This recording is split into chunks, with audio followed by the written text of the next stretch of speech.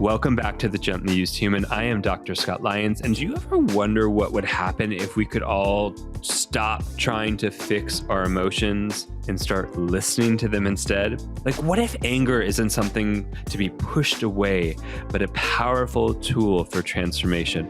I am talking about sacred rage, y'all. Today, we're joined by the remarkable Mia Magik, who USA Today dubbed the spiritual fairy godmother. What? That's such a fun term. After her sacred rage ritual went viral on TikTok. Mia has helped thousands to reconnect with their spiritual abilities and learn to trust their inner wisdom. In this episode, we explore the hidden strength in rage, the transformative nature of emotions, and why feeling deeply is essential for true healing. From hands-on techniques for emotional release to fresh perspectives on setting boundaries and finding joy, this conversation offers a roadmap to living a more honest, empowered life and free, y'all. So let's get into it.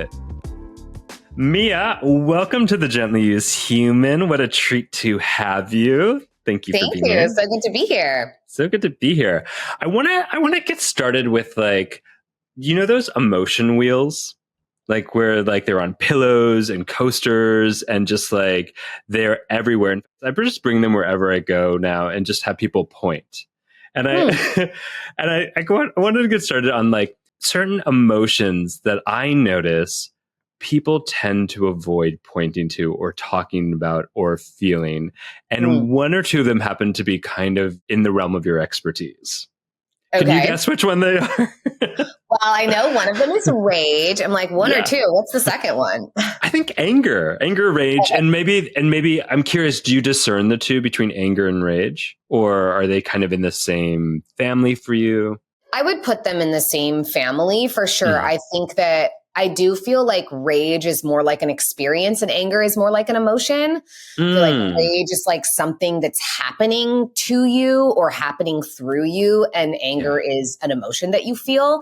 But I think that they definitely have the same origin. And I think that they're response emotions. They're responding to a broken boundary or to someone who's crossing us or an injustice or being abused or harmed in some way. And so I think that it's so funny that those have become the emotions that I'm a very happy-go-lucky person. I'm a very animated and childlike, lots of wonder and silliness and giggles and fantasy in my world. But I think that because of what you said, they are emotions that most people don't want to talk about and they don't want to feel and they don't want to accept. And so I have created really safe spaces for people to feel them. And so I've become the rage girl. I can't help it. You become the rage girl, which is kind of a great title. The sacred rage girl. Exactly. The sacred rage girl. And we're going to dive all up into that. But before we do, I mean, like, and I really appreciate you saying, like, you as a human being are such a example of like embodying the rainbow of emotions. Yeah. And I think that's so unfamiliar for so many of us. And it's interesting because I think we could say we look at even politics or we look at what happens in relationships and we can say anger and rage feel so common in our culture, except they don't in terms of emotional metabolism and expression in a way that people are actually embodying, feeling, contacting, and fucking processing. Yeah, they're shamed. They're shut down. We're not allowed to feel them. They're villainized and demonized. And, emotions in general are part of our feminine nature, and everyone has a feminine side. Everyone, right? It doesn't matter what your gender is, you have a feminine aspect within you, and emotions are part of that. And so all emotions in general are not really supportive. Even if you're, when you're like really happy and you're really excited, some people are like, whoa, okay, calm down. Like it's too much. And so emotions in general are just not really something that we're encouraged to experience in a deep way. Again, whether it's really high highs or really low lows. Yeah. And so I feel like that is part of the nature of being human, is experiencing all of it. And as someone who's studied Tantra for many years, people think Tantra is about sex only, but Tantra is about the full spectrum of existence and of experience. And so how much energy can you bring to any moment in your life? How much attention and awareness can you place on whatever is occurring for you? And so for me, I mean, I've been in rituals. I've seen rage gasms and grief gasms, and I have seen sadness move so profoundly through someone that it becomes pleasurable. And I think that that's really something that I want to be a stand for, and I want to be a role model, an example of, because I was always a very deeply feeling person, again, on both ends of the spectrum, really high highs and really low lows.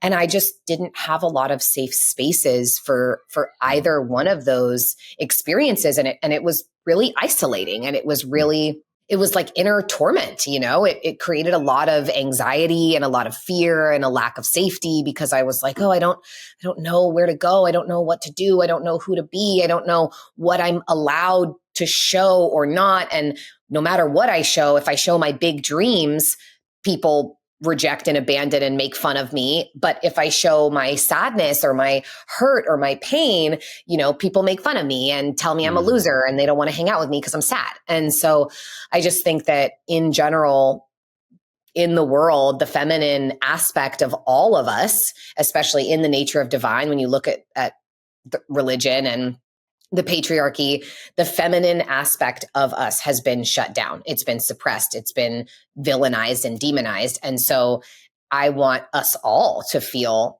safer to be in our emotions, because I think, for men, big boys don't cry, and like, you're a bitch or you're a pussy. You're like saying these horrible things when like pussies are literally like the strongest, most resilient thing in the entire world, right? But we say these things, especially to men, to not have emotions. And then if women have emotions, they're being a bitch or they're being aggressive. And I just feel like we would solve so many of the world's problems if people felt safe to feel whatever it is they're feeling, and were taught how to heal, not the emotions, but the stories and the judgments and the guilt and the shame that we have about what we feel.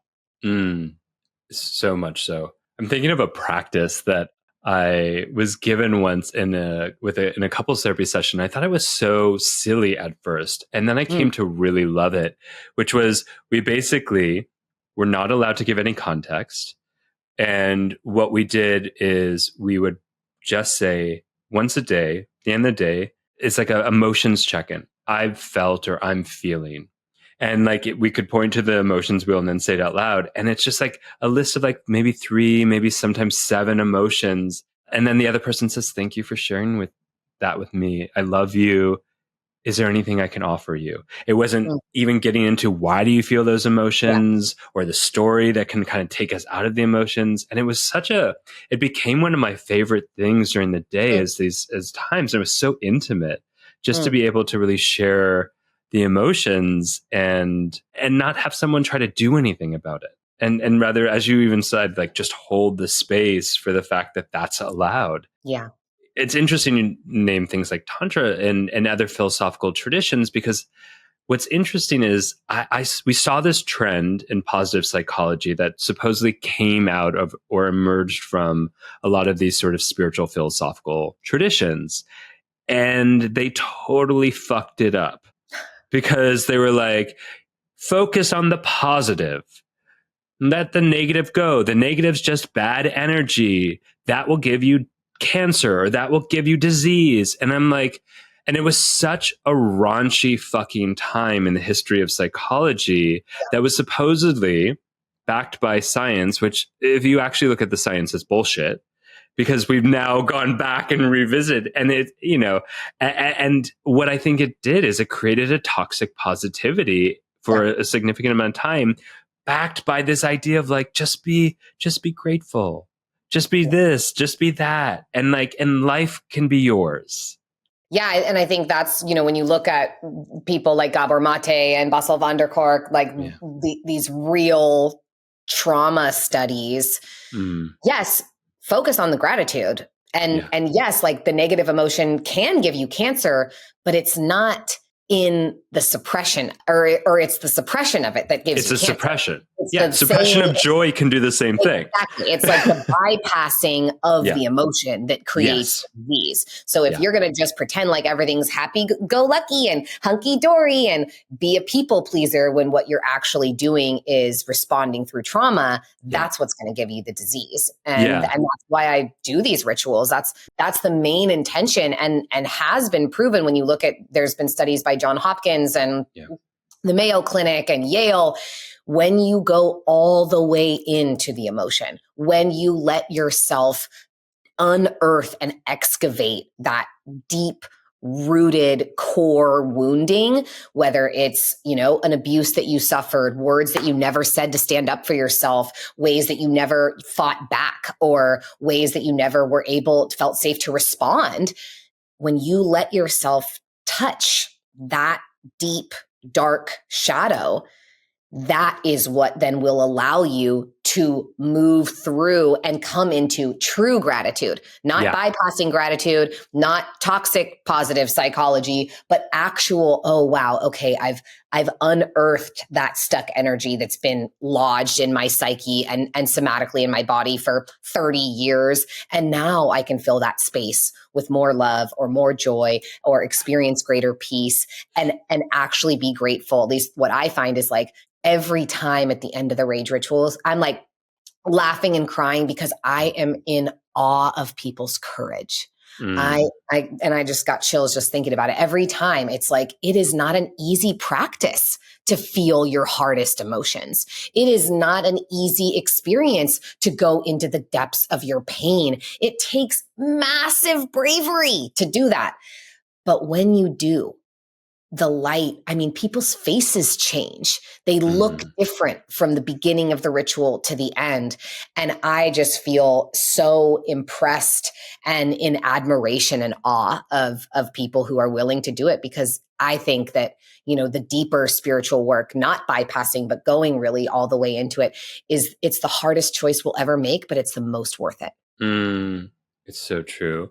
And, I will say, like, sometimes that hard emotion for folks to experience isn't necessarily anger. It could be joy. No, exactly. And it's like going into, I remember a patient I had years ago, and she could express sadness and she could express anger.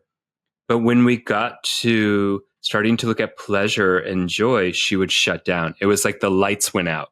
And I was like, well, that doesn't make sense with what I imagined in the realm of psychology. Like, shouldn't it be things that are supposedly negative emotions? And that really invited me to dive into the idea of like, wait, what do we actually mean by positive and negative emotions? And what's interesting is it's more related to something called cybernetics than actually a like positive feedback loops. It's about positive feedback loops or negative feedback loops, not a judgment on whether it's good or bad. And it's an English translation issue because it simply means that the positive emotions have a positive feedback loop. So we have certain hormones that say, more of this, please. Like, it's a reinforcement of like, this is something that is leading me towards sense of purpose or meaning. And negative emotions don't mean they're bad. They simply mean, hey, we need more energy and resource to attend to this. And it doesn't mean let's continue the activity or the engagement, but we actually need to maybe recuperate or attend to it or address it. And that's what it means. And it was such like a such a enlightening moment to recognize that. Yeah. I need support. I need something. I love the acronym of PAIN is pay attention inward now. Yes. Oh, I never heard that. I love that. Yeah. It's like, help me. Something is going on. I had a client who her mother was so deeply depressed.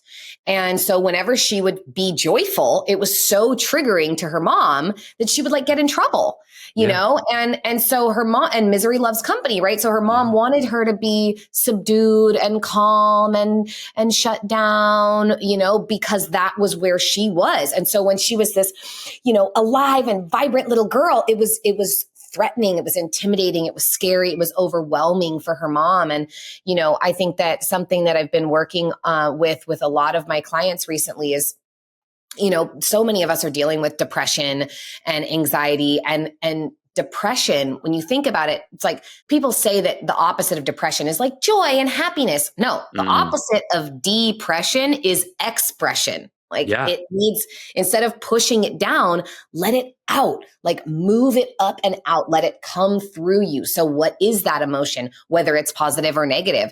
Is it that you've been, pushing down, depressing your joy, your pleasure, your excitement, or your sadness, your grief, your frustration, and I think that those are really, it's going to depend on what kind of parents you had, what kind of peers you had, what kind of teachers and role models you had, because so many of us, if you had really staunch religious upbringing, pleasure was shameful and it was bad and it was horrible. I grew up in a very sex positive home, maybe a little too much, honestly. My dad's like very like unfaithful kind of guy, but like it was never that was never something that I was shamed for. And so maybe that's a reason why I can access, these really deeply pleasurable states. And I have a very tantric relationship to my life, even when it's, my bare feet and my toes in the sand and squishing through seaweed or enjoying my food, right? Pleasure is not just about sexuality. It's about sensuality and about how we feel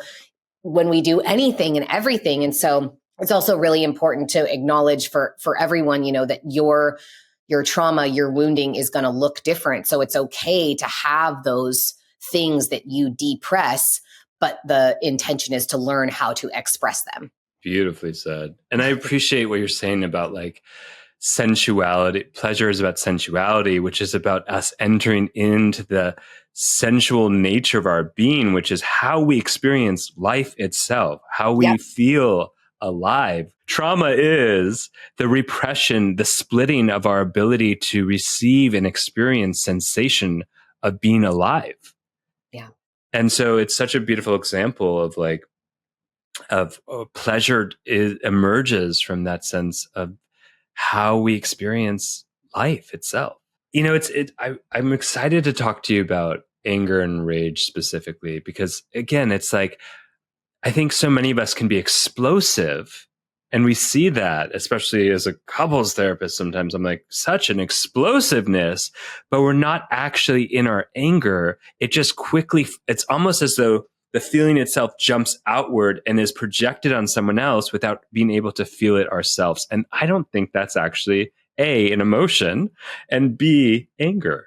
Yeah. And I think that that's why, it was so funny when the rage rituals went so viral and everyone's like, women go to this camp to vent anger at their husbands. And it was all these like, obviously people misunderstanding it and like being total Karens, God bless them. But it's like, well, what's the better option? That they yell at their children and their husbands, that they blow up at their families? No, they're coming out. And one, they're living in a castle for a week in Scotland. They're not at a camp in Oregon. Let's just clear that up. It's a week-long healing retreat. The rage ritual is one practice in the week-long immersive transformative experience. But that was something that I just found so fascinating, is how people responded to women having that emotion when, and I really I liken that sort of eruptive energy with a volcano. And you think about a volcano, okay, it erupts. When you look at, I'm very deeply relating to and connected with the elements. And so if you look at the elements, the earth element is our body, like our bones are like the stones in the mountains. The water is our blood. It's our saliva. It's our tears. The air is our breath. The trees and plants make it for us. And the fire is our electricity. It's our energy. It's our beating heart. So when you look at a volcano, it's erupting up out of the earth. It's the body. It's liquid. So it's like, it's emotions. It's the tears. It's the pleasure. It's the feeling. But it's also the fire. It's this like passion, but it's this transformative element. And the thing about volcanoes is, yes, they can be destructive when they erupt, but all the most beautiful places in the world, paradises that we all love, the Philippines and the Galapagos and Hawaii and Iceland, those were all volcanic places. And after a certain period of time, when the cool winds blow and the birds fly over the top and, plant the little seeds and the cool waters wash away some of that heat, the volcanic eruption, what was once destruction, becomes paradise. And so when we can use those eruptions, like you said, not to project at someone, not to erupt onto someone, because you can create destruction if you're going to erupt onto another person, if you're going to put your anger towards someone else.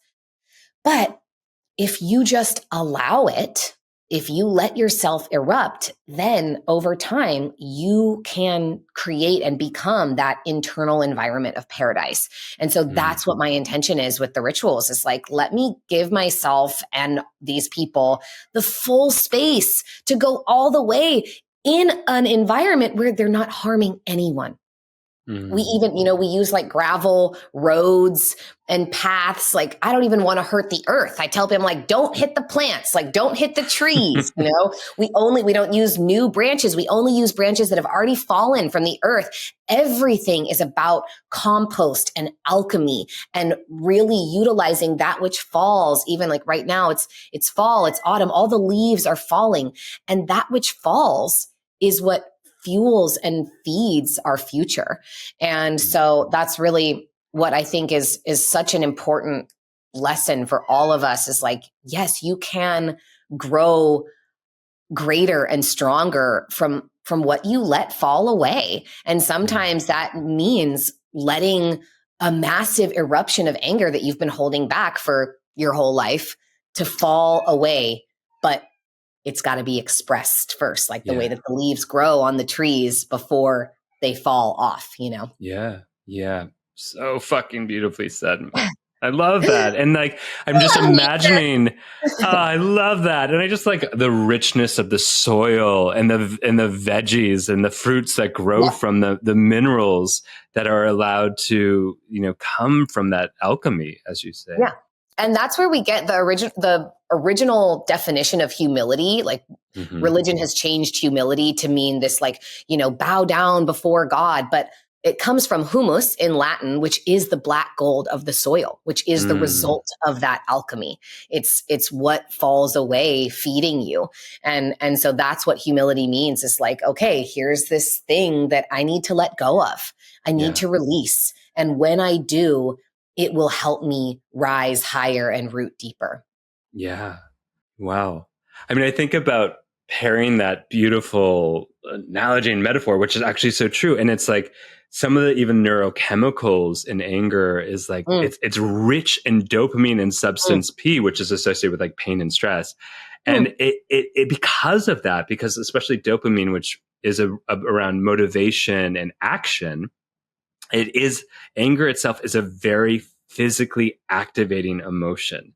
And so what I think where we often feel challenged is because it is physical and it's such a, it's often a suppressed emotion, is where do we have the safe container to physicalize, to embody and physicalize that innate impulse of energy, which is just emotion. I do a practice, it's different than yours, but it's interesting. I taught it the other night as part of a class on dance movement therapy and trauma. And it's a very it's a container practice. So it's there's a choreographed movement sequence. It's like undulations to the spine and some like you're on all fours and you're kicking and pushing and there's sound and breath. What I have found is sometimes people need a choreographed container to put it in before they can improvise, or they just need to improvise like what you offer. And it's interesting because I didn't say go into the anger, but it's interesting when we have a real physical movement container, like using branches or undulating to the spine, kicking. It's like it finally says to the body or to our soul, here's the space, here's the permission, whatever hasn't been able to be moved. And it's often things like anger that can suddenly fill the space of the body and mobilize, metabolize.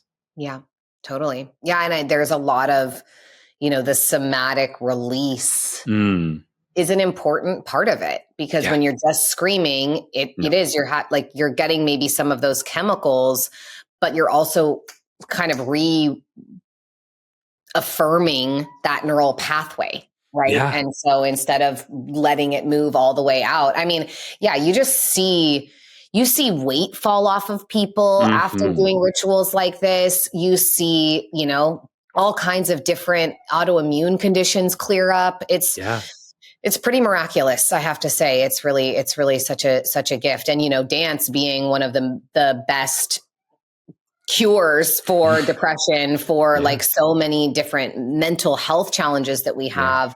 I think that, the rage, like we call the big sticks, we call them the rage wands. And what's beautiful about that practice, we call it a rage ritual, but it should be called a release ritual. It's about any emotion that's there and that's present. It's about grief and sadness and pain and frustration and loss and confusion. And it's just everything that we haven't known how to move through. And once you start, it just goes. And that's exactly what you created, is the container. It's just not, it just doesn't really exist. And so that's why people are craving these kinds of containers, is because they want to be able to feel held. And, even like I did a micro rage ritual the other day. I was just feeling really frustrated, and I just grabbed a pillow on the edge of my bed, and I had nothing except my hands, and I put on some like Rage Against the Machine, and I just went to town. And I didn't need the whole big process or practice, it was like a 4.5 minute song, and I just hit the pillow and screamed as loud as I could. And that was what my body needed. I felt so much better afterwards, because often, I mean, I'm sure I'm not the only one who, has the pretend conversations in my head. You're like yelling at the person that you want to be yelling at in your head over and over and over again. That loop is so disempowering. It's so not serving you. So if you can, instead of just looping and using your life force energy and your time, your most valuable resource, on something that is just draining you, and you can just say, hey, I'm going to move through this. I'm going to do something about it. I'm going to take action. I'm going to use these 5 minutes instead of it looping, I'm going to let myself go all the way down to where it's originating and unearth that little root, and boom, I can be free after that. And it's just such a gift, and it's such an important part, of creating your own container, but nobody's teaching us how to do that. So we don't know how. No, it's not modeled enough. I mean, we see like something of like disdain and slander, especially in the realm of like politics or on reality television and all these things, but we don't see what actual processing of anger looks like in a healthy way. Yeah. I mean, I think it's also like, sometimes it's just understanding like the evolutionary purpose of emotions, specifically of anger. It's like, we have like emotions are a compass. They're guiding us towards the clarity of what is happening in the deep, aspects of our body. And understanding something like, what's the evolutionary purpose of joy? It's like, it's to reaffirm what we're doing gives us a sense of aliveness or purpose. Yes. Or in the same way, what's the evolutionary purpose of anger? And historically, like it's been about this energy to help us defend territory or secure resources or protect our offspring or to identify there's a boundary crossing or violation. And it's like, it's information, but it's energy that has action with information. Yeah. And anger has incited so many movements. I mean, look at civil rights and women's rights and LGBTQ plus rights. I mean, it's those movements, the momentum behind it is that outrage. It's like, no, I will not stand for this any longer. Something must be done. And so it, it really does have a place. And I think that, speaking of politics right now, I do think that the only thing, here and now, it's like, yes, there's a place for anger right now for sure. But there is, I think, like an even deeper call for moving through, like we said, not bypassing it, but moving through the anger and coming to a deeper devotion to unity and to like dealing with the shadows that are present here and now. I'm writing my second book, and I was just talking about, so I'm like trying to cut down words, of course. And I got into the section about like the Catholic priests and the billions of dollars that the Catholic Church has paid out, billions. Yeah. In victim settlements to hundreds of thousands of people that have been abused by clergy members just since the 1980s. This is just like in the last several decades, $4 billion. And I can't help but feel outrage.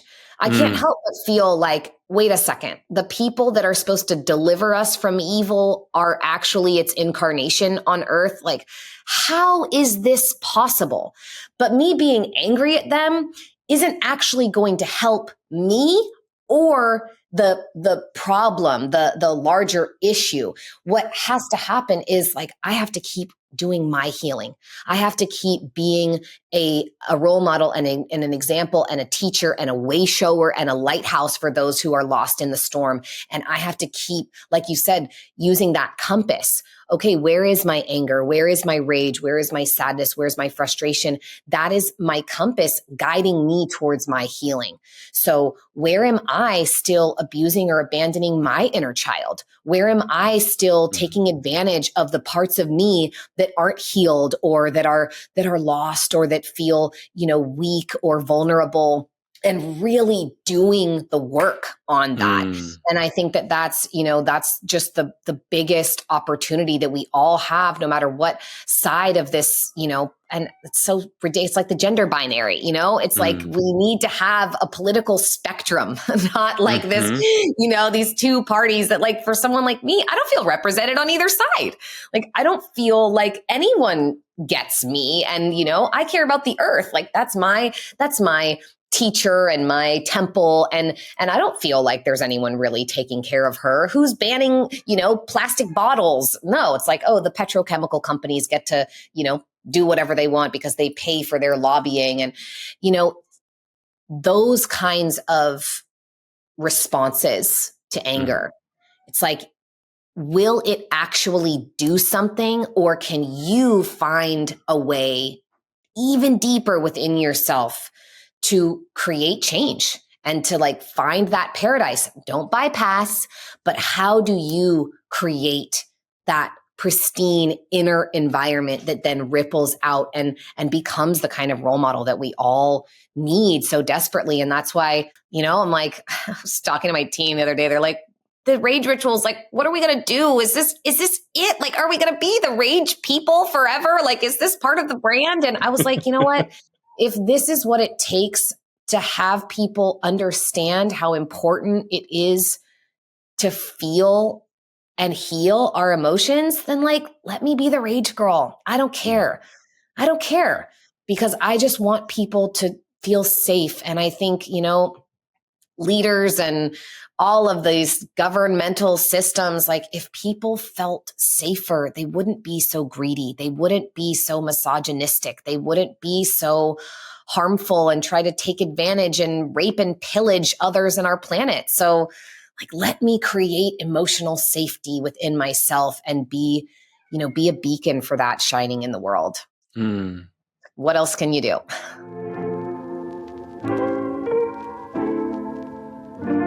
I want to take a moment to give a loud shout out to the Embody Lab, which is one of the most incredible resources for body-based and somatic therapies. This show is all about healing, and the Embody Lab does exactly that.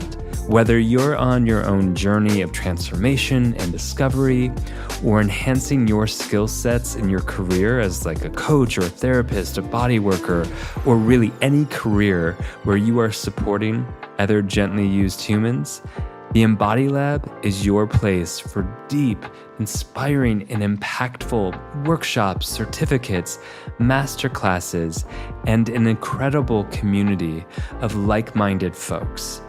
I love the Embody Lab, and so do so many other people that call it a platform to come home to over and over again.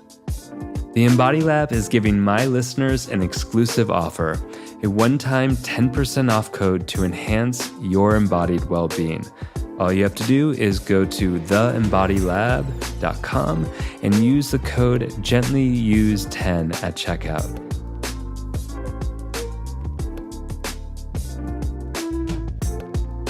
as you were talking, I had this little like murmur of like empathy of being like, oh, it sucks to be stuck in, like, yes, you went extraordinarily viral with your rage ritual.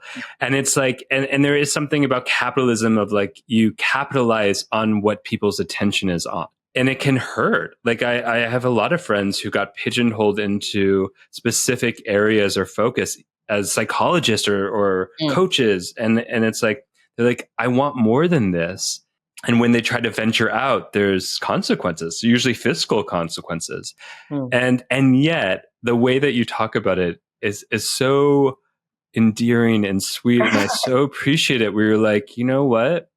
If this is actually what helps, fuck it. Like I can hold that sort of like narrow lens of the fullness of who I am for some more time to keep offering. And I really appreciate that. Yeah, thank you. Yeah, I believe in it. That's why I do it. And I saw so many people, all of a sudden, all these people in my community are like leading rage rituals when I went viral, people that I've never even heard talk about it, or that, don't have I'm very transparent and honest with my audience. Like, yes, I feel rage. Like, look at the world that we're living in. Of course there's rage. I'm a woman. Yeah. I see injustice occurring all the time.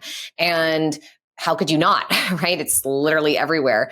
And it was so interesting that like all of a sudden, all these people are like, oh yeah, I lead rage rituals and I'm doing this rage retreat and all these things that I'd never heard anyone else doing it before. And I'm like, good. Let people bring safe space. I hope they know what they're doing, but like, let us all, whoever your audience is, whoever, I'm not everybody's cup of tea. I'm a strong beverage, like that's fine. Great. Like the people who love me. I have got so many epic students and clients and women around me, friends and sisters. And some people want a softer type of power and they want a gentler entry point. And God bless that. Like we are all different for a reason. And everybody is going to have their gateway drug to whatever their healing is going to be. And I just want the world to heal. And so I'm happy to take so many people were like, the amount of people that sent me like the same video over and over again, that was actually the most annoying part. Like, I wasn't really that worried about everyone calling me a Karen on the internet because I know that that's not true. And anyone who looks at women's emotions and people feeling pain and again, being brave enough to go into it and to do healing work, if you're calling those people Karens, like, you're the real Karen, And so I just it didn't bother me. It felt a little violating to have it be so misconstrued. Again, like it being, oh, women pay thousands of dollars to beat sticks in the woods. Again, they're living in a castle for a week, with Michelin star food, 3 meals a day, and like a lot of other activities and lifelong friendships forged. It's an experience. It's not just like taking them into the little neighborhood park, very different. That part was the most frustrating thing to me. But other than that, I'm like, great, let people see healing. Let people see what's possible. And, I'm here for it in every way. This has been, it's been beautiful. And to have conversations like this with doctors and people who understand, Gabor Mate, people know who he is, but like the way even you mentioned, reality TV, like I haven't had a television in 13 years. And so I guess it's been almost even longer than that now, but I don't operate in kind of that muggle world. Like I don't see a lot of those things. I don't have access. I follow very few people on Instagram. I follow like my closest friends and a couple of inspiring accounts. Like I don't have a relationship with these sort of normal societal mores that I just fundamentally disagree with. And the problem is that like a lot of us don't take that agency and that autonomy back and say, no, like I choose something different for my world, for my reality, for my perspective. I choose a reality in which emotions are safe and in which pleasure is sacred and in which all people are welcome, do what thou wilt and harm none, right? Like whatever you're into, cool, great. Like be into it. Don't hurt anybody and don't mess with what I'm into, but I just think that that's also like such an important part is when people are just programmed and allowing themselves to continue being programmed. And that's why we call what TVs like are offering programs, because they're programming us. And when you let that occur for yourself, then it creates these expectations of who or what you're supposed to be that to me just feel not only unrealistic, but like poisonous. And so I want to have the sovereign autonomy to say, no, the kind of world that I want to live in, it's like, it's the Gandhi, like be the change. So I'm going to create the kind of world that I want to live in as much as I possibly can. I don't want to let, cat fights and drama that occurs in reality TV. I don't want to let that into my psyche because I don't want that to be my norm. And, you use the word like capitalize. Yeah. Like I'm a capitalist. I make money because unfortunately the way that society functions, like I can't just be a high priestess that's fully taken care of and like live in my temple. And, the people bring me the offerings of like the milk and the bread and the eggs, like that's how it would have been. But like, I gotta pay for my house and my car and gas. Like I have to survive. And so yeah, like I charge money for my services because that's just the way that it works nowadays. And I believe that we can be creators of our own reality. And I have certainly proven that to myself. And I want to live in a world where we are safe to be who and what we are. And we have to really choose consciously every single day what we are going to support in the capitalist system. We vote with our dollars, we vote with our time every day. And, so that's why I'm like, everything that I do, everything I buy is secondhand. All my clothes are secondhand. My restoration hardware, cloud couches I got from Facebook Marketplace, like everything I buy is secondhand because there's already enough stuff in the world. And I pee outside all the time because I don't want to waste the water, like that's like something all my friends know about me. They're like, if you're coming over to my house, like pee outside, don't waste the water. We got to honor the waters. The water is sacred. And there's all these just like little quirky things that I like to do in my life that help me feel like this is the kind of world I would want to live in. And it does take effort. It takes time. When you furnish a really big house all secondhand, I got to go to the flea market instead of just like order something online that's going to perfectly show up and like create your exact little aesthetic Pinterest board. It takes time. It takes more effort, but my goddess, it is so worth it. And I really feel that that's the kind of role model I want to be. So if that starts with letting people feel their feelings and, people who don't understand calling me a Karen, so be it. I'll take it because it's working for me. That's beautiful. And I'm wondering, I love that about you. As we circle back a little bit, because I want to talk a little bit more, like, I know there are people who are listening right now and are like, either they're like, well, I either can blow up and explode, which I'm perhaps not proud of at times, or might even use the famous saying, well, that's my boundary, as a way of being explosive, but not actually being in their anger. Yes, I'm calling us all out on that. Or just I love people who use the jargon. They're like, I love the fucking jargon to like defend not actually feeling our feelings. And it's just a form of manipulation, and oh God, I've certainly experienced that. Have you? Of like, people using the jargon as opposed to being like, hey, I'm really feeling this. And it's more like, you're violating my boundaries, as opposed to like, hey, yeah. Yeah, my former partner is the king of that. All of a sudden, he learned the term nervous system. Oh God! It's like, bro, that's not contextually accurate how you're Yeah. using that, Yeah. So yes, I mean, indeed. that is the thing about like, we're always looking for the language to articulate our experience. Yeah. And when we learn the jargon, we think that's the language, but the language we are actually needing to seek is the language of sensation and feelings. Preach. And that is so paramount. And the further we get away from that with some like fancy language around like narcissism or gaslighting, and all of those words are helpful to contextualize how we are feeling. But if we take it out of how we are feeling and make it about their behavior, we lose touch with what we are actually feeling. And we are losing touch with being alive, and we enter more fully into that suppression.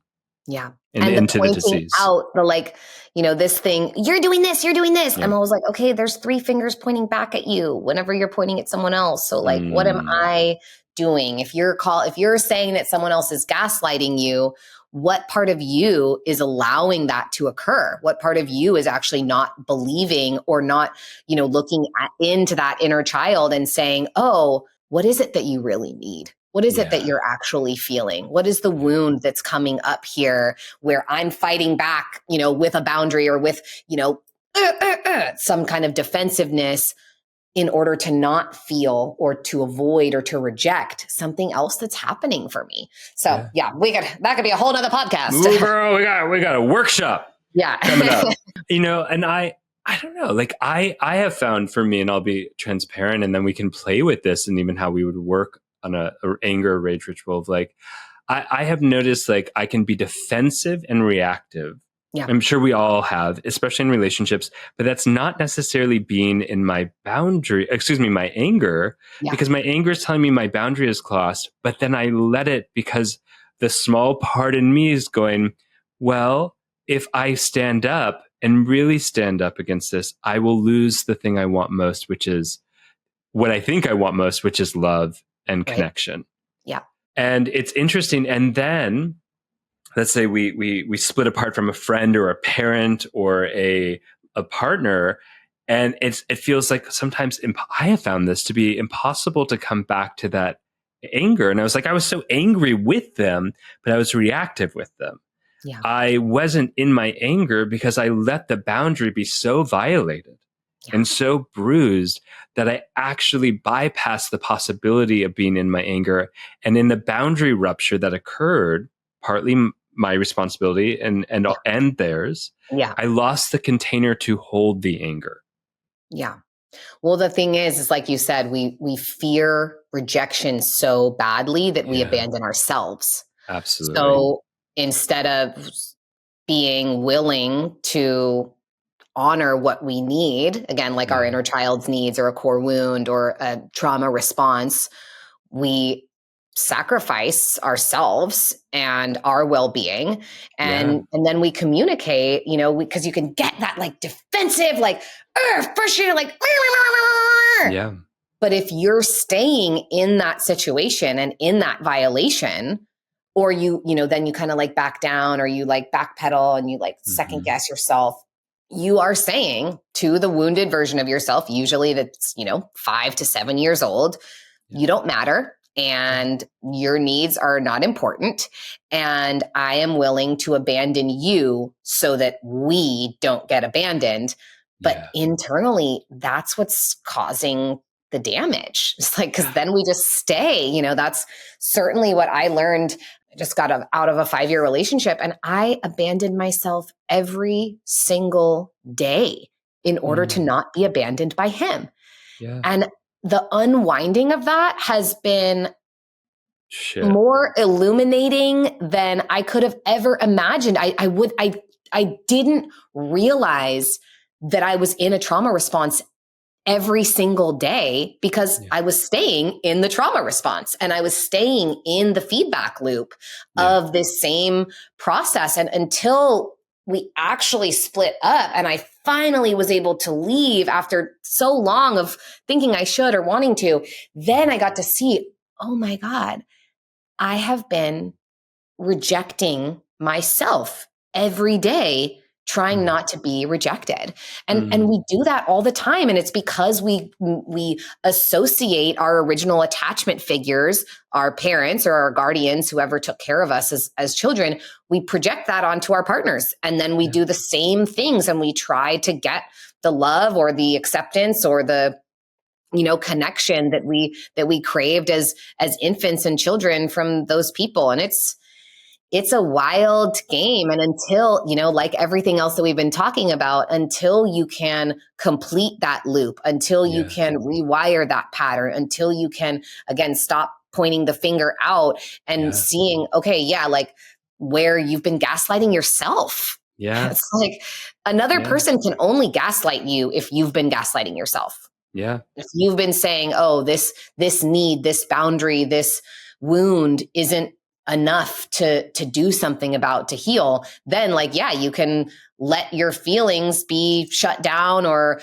turned away by another person because you're already doing that. And it's not easy. But again, that's why, these programs that we witness and we experience, we have to reclaim that projection of our reality. We have to choose something new. And, that's why I think that all these different practices, all the somatic work, whether it's rage rituals or, pleasure practices or dance and embodiment, it's all serving. It's all serving us because it all has information. And it's what we do with that information, right? Fool me once, shame on you. Fool me twice, shame on me. Yeah. And so that's really there's such a beautiful opportunity, I think, right now for all of us who are awakening and finding these different modalities and different entry points into our healing. Okay, where's my role in this? Yeah. Yeah. Such a hard question, especially when we have been with people who have clearly consciously or unconsciously, but are even in the know of crossing these boundaries of hurting, maybe not intentionally, sometimes often unintentionally, and still proceeding. And yet it is the question, without shame, where are we? Where have we been? And sometimes we never really got to develop that sense of self fully to be able to identify where we have been or where we got lost along the way. I know for me, it was easier to be angry with myself and than it was to be with these other individuals' relationships. And then I got to a point more recently, actually, where I was like, it doesn't matter who the object of the anger should go to. I just need to move the fucking anger. That's it. Yeah, that's it. And I think the anger it's actually important to shift the direction of the anger from the other person onto ourselves, not with shame, not with I am bad or wrong, I hate myself, not in that way, but as motivation. Say, oh, wow, that's what it was for me. I had so much anger towards him about all of these things. And then it was like, okay, but girl, you did stay. So you're angry at yourself. You're angry at yourself for abandoning your own needs. So what can you do? What can you change? And it's like, oh, okay, well, I can really look at all of these trauma responses, all of these belief systems that I formed and that allowed me to be in this kind of situation. And that's really, that is really hard work to do. It's not easy. It sucks. But as long as we can take the judgment and the shame, because if we have the shame with the anger, we're in trouble, right? That's what is going to cause dis-ease or really deep, re-traumatization of ourselves. We don't want to shame ourselves. We just get to say, okay, this is actually the breaking point. This is where I make a new choice. This is where I change my behavior. This is where I go and ask for support. I get the kind of guidance and the kind of help that I need in order to walk forward in a new way. Yeah, I love that. I so appreciate that. And I appreciate you naming your experience that I think feels familiar for so many of us. And I'll just even add to that of when you talk about it's such a brutal process of like when we move through the anger and we're left with the sense of like, not only have I abandoned myself, but I don't even know who I am.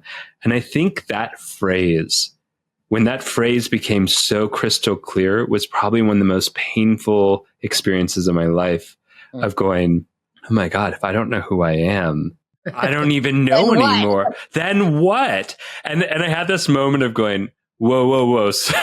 And I'm curious if you had this. Whoa, whoa, whoa. If I can say the phrase, I don't know who I am, I have enough insight, which is the beginning of the journey of figuring it out.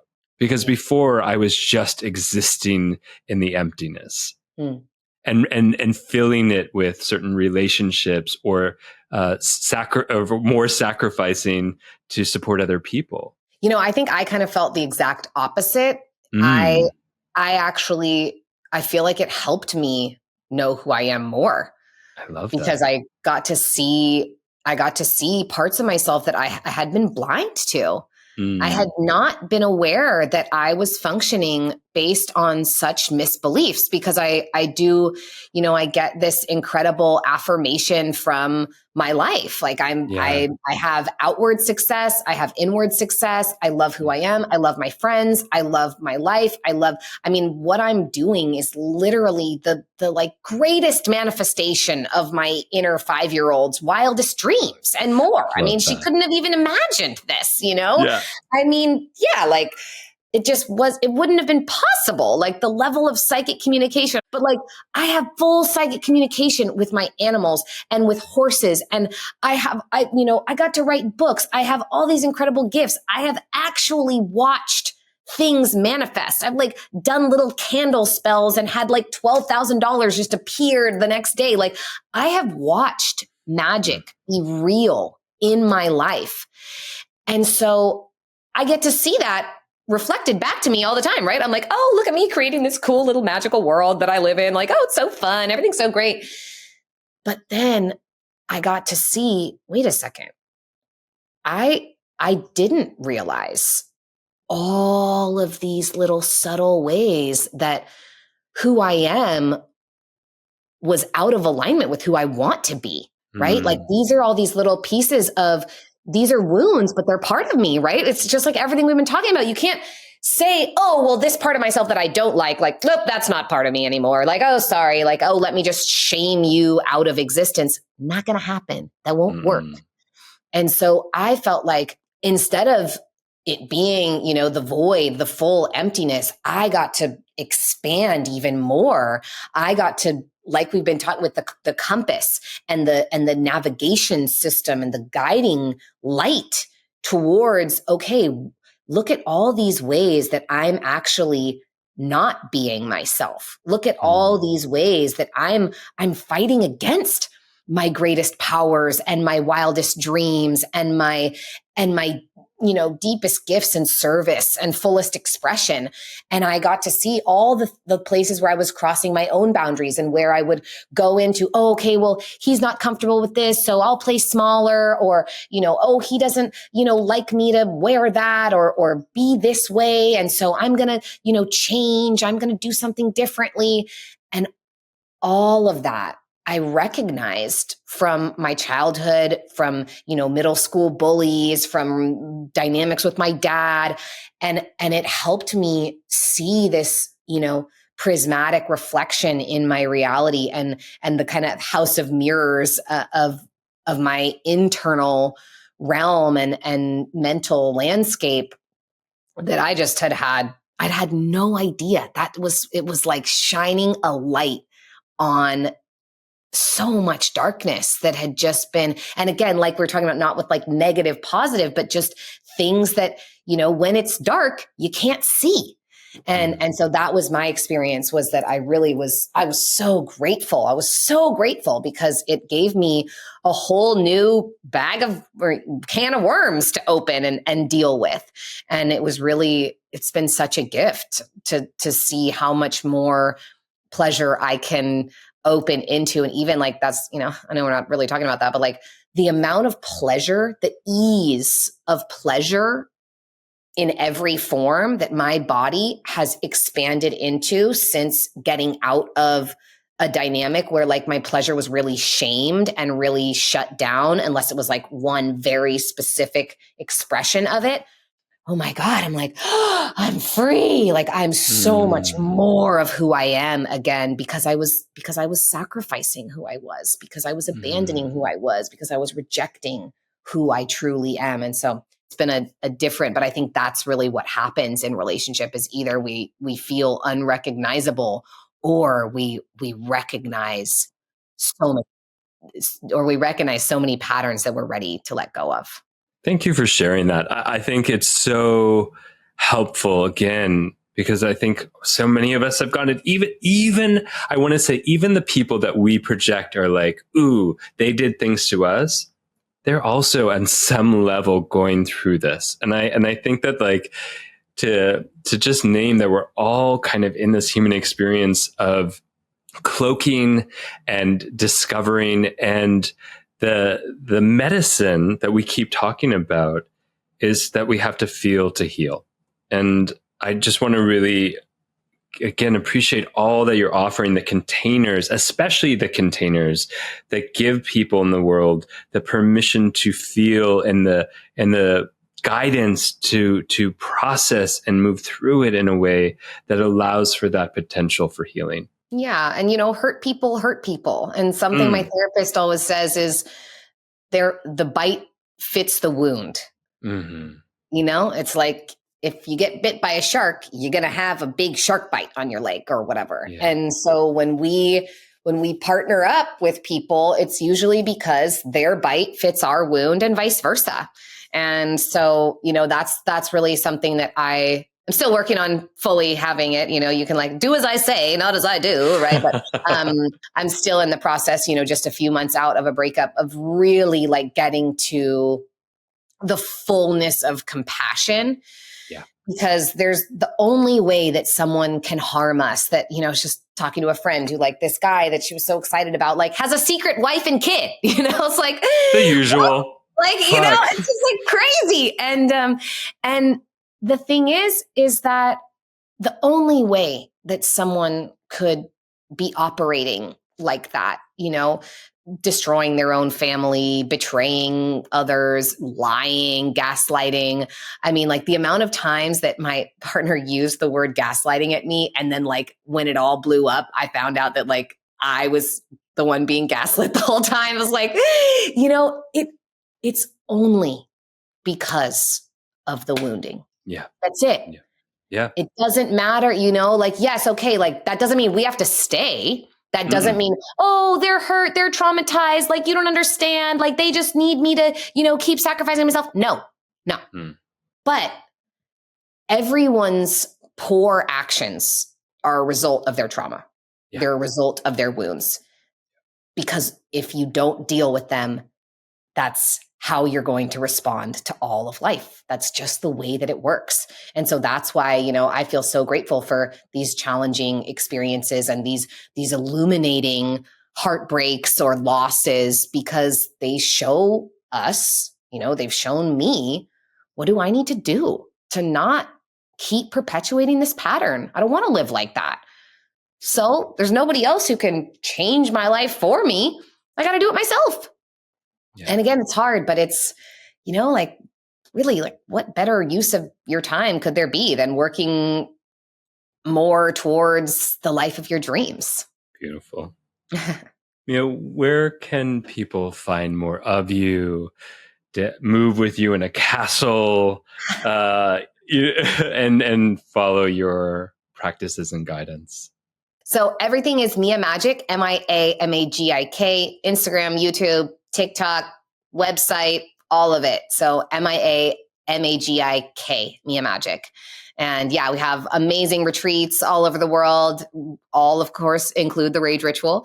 And yeah, we're doing some live, like 1 day, 2 day weekend experiences so that people can come and just get a little microdose or, not have to fly across the world if that doesn't work for you in your schedule. And yeah, just all the magic all the time.